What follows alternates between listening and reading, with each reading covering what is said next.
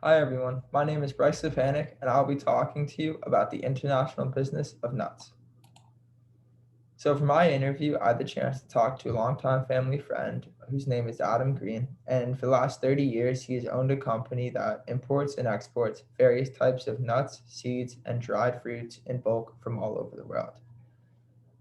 95% of the products that he sells in the United States, but there is an even split between where he gets his products from internationally versus domestically.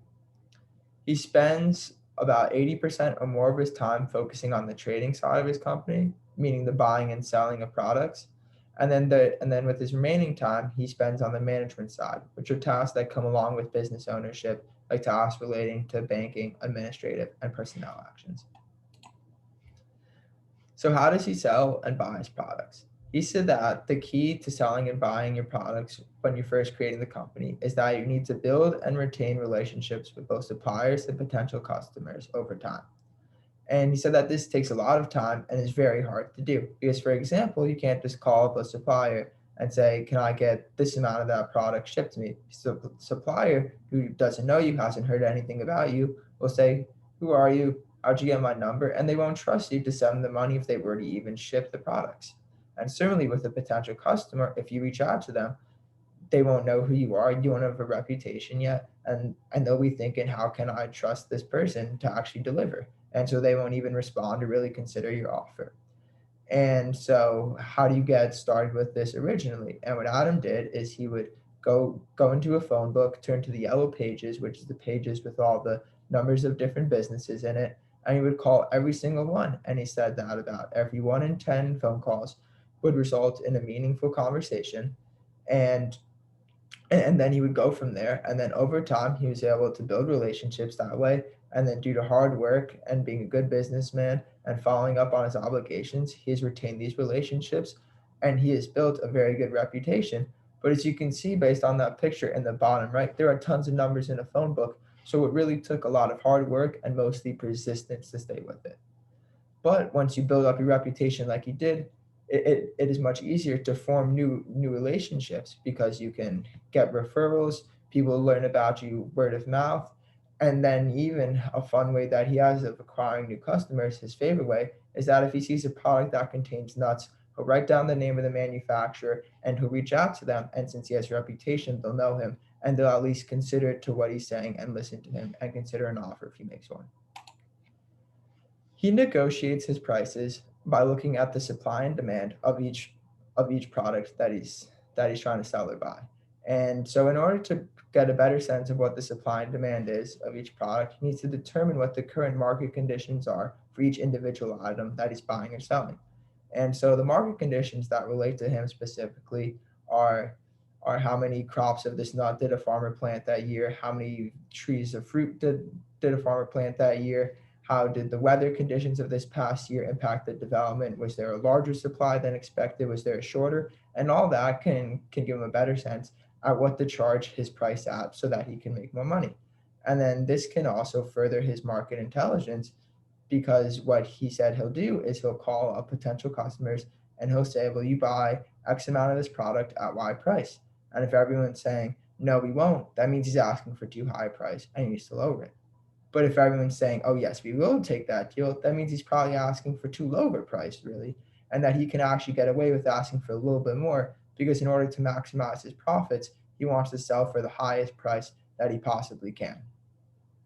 And on the buying side, knowing what the price should be based off what the market conditions are helps you know what the fair value and it'll give you negotiating power when you're going in to negotiate with a supplier. And so, some key lessons that he has learned, which I already mentioned also, is really to prioritize forming and retaining business relationships. That helps tremendously with the buying and selling of products, but also determine the market conditions of a product before agreeing to buy or sell at a certain price, because then this will give you the best chance at buying and selling at the most competitive prices, which increases your profits. But one big lesson he said he learned is that when dealing with foreign countries, you always want to make sure that you research each of the country's laws that can even remotely affect your deal, because failing to do so can result in lost profit, which easily could have been avoided. For example, you one time had a deal with an El Salvadorian company where he was set to ship them a large amount of nuts. And he had the nuts packaged on wooden pallets. A wooden pallet is that thing in the bottom right of the slide. It's used to help help ship the supplies. And so he had them all packed in wooden pallets, only to find out though that the El Salvadorian government only accepted shipments of products on plastic pallets out of fear that wooden pallets would contain bugs and insects and create an environmental problem. So he then had to use a lot of his company's manpower and time to then take all of the packaged nuts off the wooden pallets and package them onto the plastic pallets. And on top of it, the plastic pallets were 10 times the price, so it cost him a lot of money as well. So then if he would have looked at the very specific laws that could have related to his deal, he could have seen he could have been able to better gauge what the benefits and costs are of doing the deal, and maybe would not have if he had known what he would have had to done in the beginning. One challenge which he's been having to face this past year has obviously been one of COVID, as so many people who do business internationally have had challenges from COVID due to the large trade barriers it has created. But despite that, he did a lot of buying in March through May of this year when COVID was beginning to improve. And he had this very good deal set in place with a Vietnamese supplier of nuts. But then when it came time for them to ship him the nuts, it it was right when the Delta variant had hit and had caused a huge spike in the number of infections. So the Vietnamese government then went back into lockdown, which then severely delayed the shipment of the nuts to him, which then also further delayed when he could get those nuts to the customers, which he promised. But there was nothing the customer, he, nor the supplier could do about it, and they were all just losing money waiting for the shipment to happen. And that is how COVID has created lots of challenges for him over the past 2 years. And so he's also faced many political challenges over his 30 years dealing with business internationally. But most recently, a good example is that he was directly affected by the United States trade war with China. And so before Trump announced a trade war on China, he had a very good deal in place to purchase Chinese raisins at 60 cents per pound.